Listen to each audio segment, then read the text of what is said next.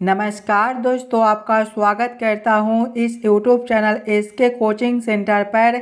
दोस्तों आज हम लोग रीजनिंग के पार्ट नंबर 14 को देखने वाले हैं। इस वाले पार्ट के अंदर आज हम लोग रीजनिंग के 16 अलग अलग प्रकार के इम्पोर्टेंट प्रश्न को देखने वाले हैं, जो कि आपको आने वाले आगामी सभी परीक्षाओं के लिए काफ़ी महत्वपूर्ण होने वाला है। ये सभी प्रश्न आपके बार बार एग्जाम में पूछे जाने वाले प्रश्न हैं, तो सभी प्रश्न को पहले आप लोग खुद से ज़रूर सॉल्व करने की कोशिश कीजिएगा और आप लोग हमारे साथ अंत तक ज़रूर बने रहिएगा। सभी प्रश्न को हम लोग एकदम शॉर्ट ट्रिक के साथ सॉल्व करेंगे। तो चलिए हम लोग 1 नंबर क्वेश्चन की ओर चलते हैं। दोस्तों ये रहा क्वेश्चन नंबर 1। क्वेश्चन नंबर 1 आपको कह रहा है लुप्त संख्या ज्ञात करें। ये जो प्रश्न है ये आपका मिसिंग नंबर से रिलेटेड प्रश्न है। यहाँ पर आपका एक क्वेश्चन मार्क दिया हुआ है। इस वाले क्वेश्चन मार्क पर कौन सा संख्या भरा जाएगा ये आप लोगों से पूछ रहा है। दोस्तों ऐसे प्रश्न को हम लोग दो तरीके से सॉल्व करने की कोशिश कर सकते हैं। या तो प्रश्न को हम लोग इस वाले लाइन से सॉल्व करने की कोशिश करेंगे, या फिर प्रश्न को हम लोग इस वाले लाइन से सॉल्व करने की कोशिश करेंगे। अगर पहले हम लोग प्रश्न को इस वाले लाइन से सॉल्व करने की कोशिश करते हैं तो पहले हम लोग ये समझने की कोशिश करेंगे 24 और 20 से 36 किस प्रकार से लिखा हुआ है, 15 और 11 से 18 किस प्रकार से लिखा हुआ है। उसी प्रकार से हम लोग सोचेंगे 55 और 40 से हमारा कौन सा संख्या बनेगा जो इस वाले क्वेश्चन मार्क पर भरे जाएंगे। पहले आप लोग वीडियो को रोककर खुद से अपना दिमाग लगाइएगा। 24 और 20 से हम लोग 36 किस प्रकार से ला सकते हैं। अगर आप लोग ध्यान से देखिएगा दूसरा संख्या को, तो दूसरा संख्या 20 है। अगर हम लोग पहले दूसरा संख्या में 2 से गुना करते हैं तो 20 गुना 2 करेंगे, फिर हम लोग क्या करेंगे माइनस करेंगे। पहला संख्या आपका 24 है तो 24 माइनस करेंगे हम लोग, दूसरा संख्या 20 है तो -20, तो आपका कितना बनेगा। यहाँ पर देखिएगा 20 गुना 2 जो है वो आपका 40 बनता है, माइनस करेंगे 24 माइनस 20 आपका 4 बनता है, और 40 माइनस 4 जो है वो आपका 36 बनेगा। देखिए 36 आपका यहाँ पर दिया गया है। वही सेम हम लोग आगे करेंगे। पहले दूसरा संख्या में 2 से गुना करेंगे, दूसरा संख्या 11 है तो पहले हम लोग 11 गुना 2 करेंगे, उसके बाद माइनस करेंगे। पहला संख्या माइनस दूसरा संख्या, पहला संख्या 15 है, माइनस करेंगे दूसरा संख्या आपका 11 दिया हुआ है, कितना बनेगा देखिएगा 11 गुना 2 आपका जो है वो 22 बन जाएगा। माइनस करेंगे 15 माइनस 11 आपका 4 बनता है, और 22 माइनस 4 जो है वो आपका 18 बनेगा। दोस्तों 18 भी आपका यहाँ पर दिया गया है, यानी कि इस वाले प्रश्न को हम लोग इसी प्रकार से सॉल्व कर सकते हैं। तो वही सेम हम लोग आगे करेंगे।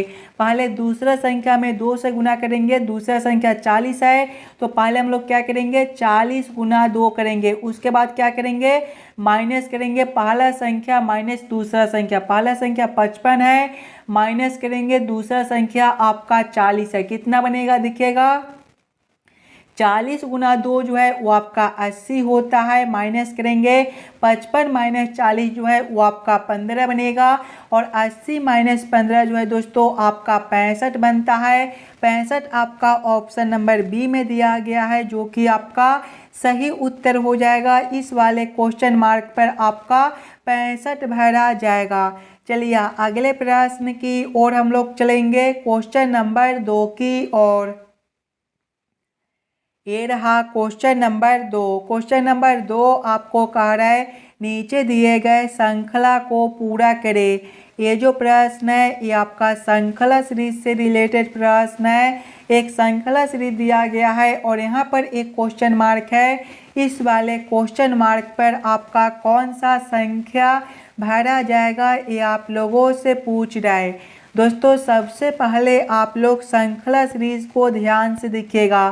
श्रृंखला सीरीज को देखिएगा तो ये जो श्रृंखला सीरीज है ये आपका ऊपर की ओर बढ़ रहा है, और जब भी हमें इस प्रकार के श्रृंखला सीरीज देखने को मिले तो पहले हम लोग अंतर को देखेंगे। देखिएगा 1 से आपका 3 है, +2 का अंतर बनता है। 3 से आपका 7 है, +4 का अंतर बनता है। 7 से आपका 13 है प्लस 6 का अंतर बनता है। 13 से आपका 21 है प्लस 8 का अंतर है और आगे आपका क्वेश्चन मार्क है। अंतर को देखिएगा प्लस 2 का है प्लस 4 का है प्लस 6 का है प्लस 8 का, यानी कि 2 बढ़ा दिया गया है। तो आगे जब हम लोग 2 बढ़ाएंगे तो 8 प्लस 2 आपका 10 बनता है, यानी कि अगला अंतर प्लस 10 का बनेगा। 21 प्लस 10 31 होता है। 31 ऑप्शन नंबर सी में दिया गया है, जो कि आपका सही उत्तर बनता है। चलिए अगले प्रश्न की ओर हम लोग चलेंगे, क्वेश्चन नंबर 3 की ओर। ये रहा क्वेश्चन नंबर 3। क्वेश्चन नंबर 3 आपको कार्य नीचे दिए गए अक्षर श्रृंखला को पूरा करें। दोस्तों ये भी प्रश्न आपके लिए काफ़ी इम्पोर्टेंट प्रश्न है। एक अक्षर श्रृंखला दिया गया है और यहाँ पर एक क्वेश्चन मार्क है।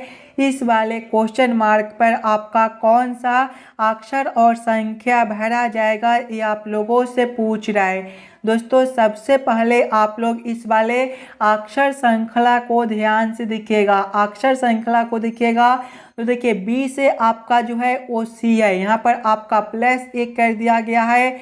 आगे देखिएगा तो 3 से आपका 6 है। 3 से आपका क्या है दोस्तों, 3 से आपका 6 है, यहाँ पर आपका गुना 2 है। तीसरे को देखिएगा तो पी से आपका आर है, यहाँ पर आपका प्लस 2 बनता है। आगे देखिएगा तो सी से आपका डी है, यहाँ पर आपका प्लस 1 है।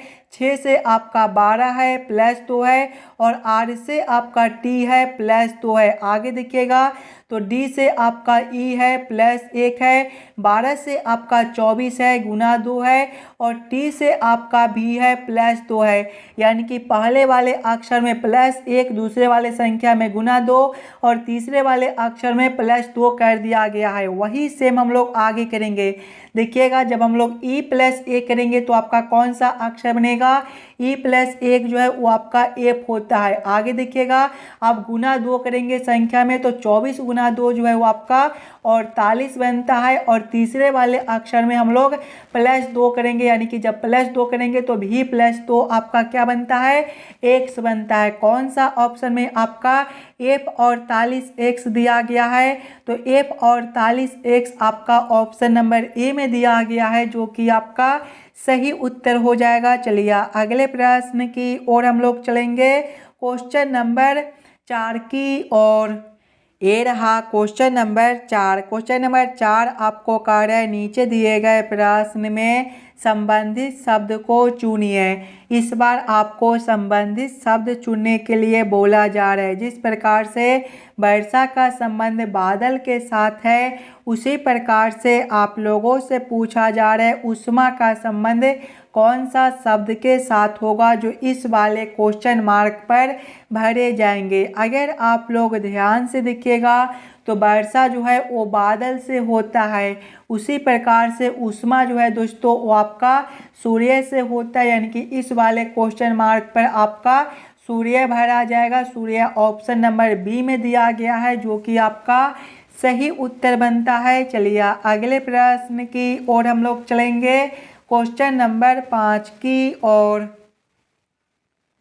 ये रहा क्वेश्चन नंबर 5। क्वेश्चन नंबर 5 आपको कार्य नीचे दिए गए प्रश्न में संबंधित संख्या को चुनिए। इस बार आपको संबंधित संख्या चुनने के लिए बोला जा रहा है। जिस प्रकार से 7 का संबंध 19 के साथ है, उसी प्रकार से आप लोगों से पूछा जा रहा है 10 का संबंध कौन सा संख्या के साथ होगा, जो इस वाले क्वेश्चन मार्क पर भरे जाएंगे। दोस्तों पहले आप लोग ये समझने की कोशिश कीजिएगा 7 से हम लोग 19 किस प्रकार से ला सकते हैं। अगर पहले हम लोग देखिएगा 7 गुना 2 करते हैं तो आपका 14 और 14 प्लस 5 करने पर आपका 19 बनता है। वही सेम अगर हम लोग आगे करेंगे तो आगे संख्या 10 है, तो पहले हम लोग 10 गुना 2 करेंगे तो आपका 20। यहाँ पर देखिए प्लस 5, तो यहाँ पर भी प्लस 5 करेंगे, 20 प्लस 5 आपका 25 बनता है। 25 ऑप्शन नंबर ए में दिया गया है, जो कि आपका सही उत्तर हो जाएगा। इस वाले क्वेश्चन मार्क पर आपका 25 भरा जाएगा। क्लियर है। चलिए अगले प्रश्न की ओर हम लोग चलेंगे, क्वेश्चन नंबर 6 की ओर। ये रहा क्वेश्चन नंबर 6। क्वेश्चन नंबर 6 आपको कार्य यदि मदर को TOMREH के रूप में कोडित किया जाता है, तो नेफ्यू शब्द के लिए क्या कोड होना चाहिए, ये आप लोगों से पूछ रहा है। दोस्तों पहले आप लोग ये समझने की कोशिश कीजिएगा मदर से आपका ये कोड किस प्रकार से लिखा हुआ है, उसी प्रकार से आप लोग सोचेगा नेफ्यू से आपका क्या कोड बनेगा। अगर आप लोग ध्यान से देखिएगा मदर को, तो मदर जो है वो आपका MOTHER से मिलकर बनता है। और इसका कोड को देखिएगा तो इसका कोड जो है वो आपका TOM के आगे देखिए तो आपका REH दिया गया है। ध्यान से देखिएगा तो पहले वाले अक्षर को तीसरे में, दूसरे वाले को दूसरे में और तीसरे वाले को पहले में कर दिया गया है। उसी प्रकार से देखिएगा तो चौथे वाले को छठे में और छठे वाले को चौथे में और पाँचवें को पाँचवें के जगह पे छोड़ दिया गया है। वही सेम हम लोग आगे करेंगे तो आगे देखिएगा आपका क्या दिया गया है, आगे आपका NEPHEW दिया गया है। इसके भी पहले अक्षर को हम लोग तीसरे में करेंगे यानी कि N आपका यहाँ पर हो जाएगा और तीसरे को पहले में करेंगे तो P आपका यहाँ पर बनेगा और दूसरे के स्थान पर लिखेंगे। फिर चौथे को हम लोग छठे में कर देंगे और छठे को हम लोग चौथे में कर देंगे और जहाँ पर पाँचवा है वहीं पर पाँचवा को छोड़ देंगे। कौन सा ऑप्शन में आपका PENWEH दिया गया है, तो ध्यान से देखिएगा तो आपका जो है ये ऑप्शन नंबर डी में दिया गया है PENWEH, यानी कि क्वेश्चन नंबर 6 का आपका ऑप्शन नंबर डी जो है सही उत्तर बनता है। चलिए अगले प्रश्न की ओर हम लोग चलेंगे, क्वेश्चन नंबर 7 की ओर। ये रहा क्वेश्चन नंबर 7। क्वेश्चन नंबर 7 जो है ये आपका वेन आरेख वेन डायग्राम से रिलेटेड प्रश्न है। जल, नमक और चीनी का किस प्रकार से वेन आरेख वेन डायग्राम बनेगा, ये आप लोगों से पूछ रहा है।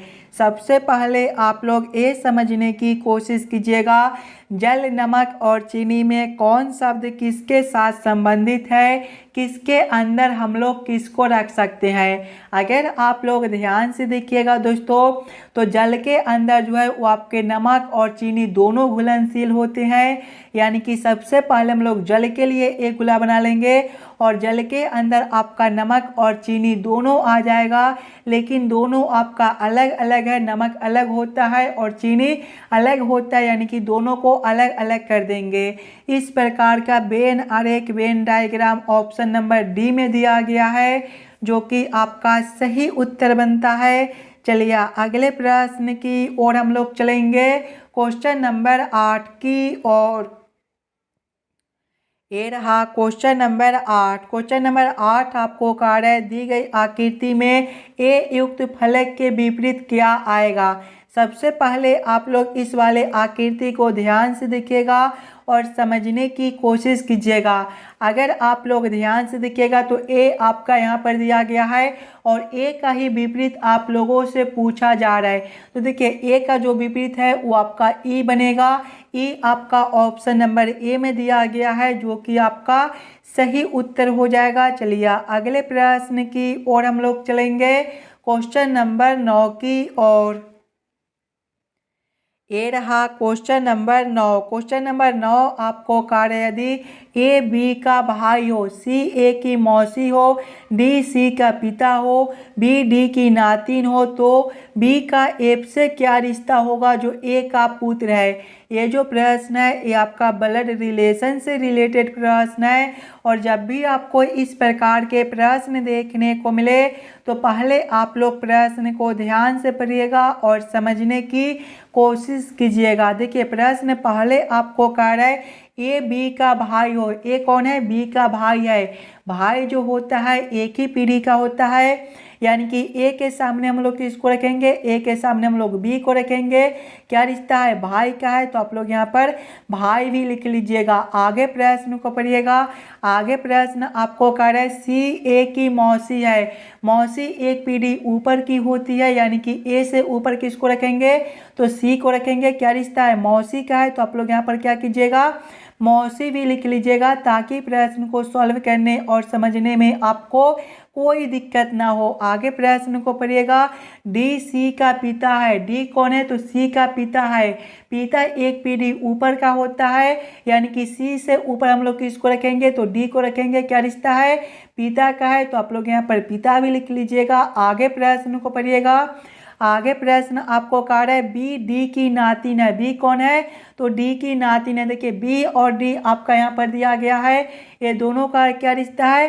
तो नातिन का रिश्ता है। तो आप लोग यहाँ पर क्या कीजिएगा कि नातिन भी लिख लीजिएगा। आगे प्रश्न को पढ़िएगा। आगे प्रश्न आपको कह रहा है बी का एफ से क्या रिश्ता होगा, जो ए का पुत्र है। ए का पुत्र कौन है? तो ए का पुत्र एफ है। पुत्र जो होता है एक पीढ़ी नीचे का होता है, यानी कि ए से नीचे किसको रखेंगे? तो एफ को रखेंगे। क्या रिश्ता है? पुत्र का है, तो आप लोग यहाँ पर पुत्र भी लिख लीजिएगा। और आप लोगों से क्या पूछ रहे हैं? तो बी का एफ से क्या रिश्ता होगा, यानी कि ये दोनों का रिश्ता आप लोगों से पूछ रहा है। अगर आप लोग ध्यान से देखिएगा तो बी जो है वो ए का भाई है, और यहाँ पर देखिएगा तो डी का नातिन कौन है? बी है। नातिन जो होती है स्त्रीलिंग होती है, यानी कि ए का जो बहन है वो बी लगता है, और ए का पुत्र कौन है? एफ है। यानी कि आपके पिता के बहन आपका कौन लगेगा? तो आपके पिता का जो बहन है वो आपका बुआ लगेगा। यानी कि यहाँ पर जो रिश्ता बनता है वो बुआ का रिश्ता है। बुआ आपका ऑप्शन नंबर ए में दिया गया है, जो कि आपका सही उत्तर हो जाएगा। चलिए अगले प्रश्न की ओर हम लोग चलेंगे। ये रहा क्वेश्चन नंबर 10। क्वेश्चन नंबर 10 आपको कार्य श्याम पूरब की ओर 5 किलोमीटर चला और फिर दाई ओर मुड़कर 3 किलोमीटर चला। वह फिर दाई ओर मुड़ा और 4 किलोमीटर चला। इसके बाद वह पीछे मुड़ा। इस समय वह किस दिशा की ओर था, ये आप लोगों से पूछ रहा है। जब भी आपको इस प्रकार के प्रश्न देखने को मिले दोस्तों, तो पहले आप लोग ये याद कर लीजिएगा, दिशा में जो है वो पूरब को देखिएगा, तो पूरब आपका ए वाला दिशा होता है, पश्चिम आपका ए वाला दिशा होता है, उत्तर आपका ऊपर की ओर होता है, और दक्षिण आपका नीचे की ओर होता है। अब आप लोग प्रश्न को ध्यान से पढ़िएगा और समझने की कोशिश कीजिएगा। देखिए प्रश्न पहले आपको कह रहा है श्याम पूरब की ओर 5 किलोमीटर चला। पूरब आपका कौन सा दिशा है? तो ए वाला दिशा, यानी कि श्याम पहले ए वाला दिशा में 5 किलोमीटर चलता है। आगे प्रश्न को पढ़िएगा। फिर दाई ओर मुड़ा, 3 किलोमीटर चला। फिर दाई ओर मुड़कर 3 किलोमीटर चला। जब यहाँ से वह दाई ओर मुड़ेगा तो इसका दिशा ए वाला हो जाएगा। ए वाला दिशा में श्याम 3 किलोमीटर चलता है। आगे प्रश्न को पढ़िएगा। वह फिर दाई ओर मुड़ा और 4 किलोमीटर चला। जब यहाँ से वह दाई ओर मुड़ेगा तो इसका दिशा ए वाला हो जाएगा, यानी कि ए वाला दिशा में श्याम 4 किलोमीटर चलता है। आगे प्रश्न को पढ़िएगा। इसके बाद वह पीछे मुड़ा, यानी कि पीछे मुड़ा, यानी कि उसका जो दिशा है अब ए वाला हो गया। आगे प्रश्न को पढ़िएगा। इस समय वह किस दिशा की ओर था? ए वाला दिशा आपका कौन सा दिशा है? तो ए वाला दिशा आपका दिखेगा पूरब दिशा है, यानी कि श्याम अभी पूरब दिशा में था। पूरब आपका ऑप्शन नंबर ए में दिया गया है, जो कि आपका सही उत्तर हो जाएगा। चलिए अगले प्रश्न की ओर हम लोग चलेंगे, क्वेश्चन नंबर 11 की ओर। ये रहा क्वेश्चन नंबर 11। क्वेश्चन नंबर 11 आपको कार्य नीचे दिए गए अक्षर श्रृंखला को पूरा करें। इस बार आपको अक्षर श्रृंखला से रिलेटेड प्रश्न दिया गया है। एक अक्षर श्रृंखला दिया गया है और यहाँ पर एक क्वेश्चन मार्क है। इस वाले क्वेश्चन मार्क पर आपका कौन सा अक्षर भरा जाएगा, ये आप लोगों से पूछ रहा है। दोस्तों सबसे पहले आप लोग अक्षर श्रृंखला को ध्यान से देखिएगा। अगर आप लोग ध्यान से देखिएगा इस वाले अक्षर श्रृंखला को, तो जब हम लोग इस वाले आकृति को 45 डिग्री घुमाएंगे तो आपका इस प्रकार का आकृति बनेगा। उसी प्रकार से जब हम लोग इस वाले आकृति को 45 डिग्री घुमाते हैं तो इस प्रकार का आकृति बनता है। उसी प्रकार से जब हम लोग इस वाले आकृति को दोस्तों 45 डिग्री घुमाएंगे तो ये जो है आकृति, ये आपका अब कुछ इस प्रकार के आकृति बनेंगे। देखिएगा इस प्रकार का उत्तर आकृति आपका कौन सा ऑप्शन में दिया गया है?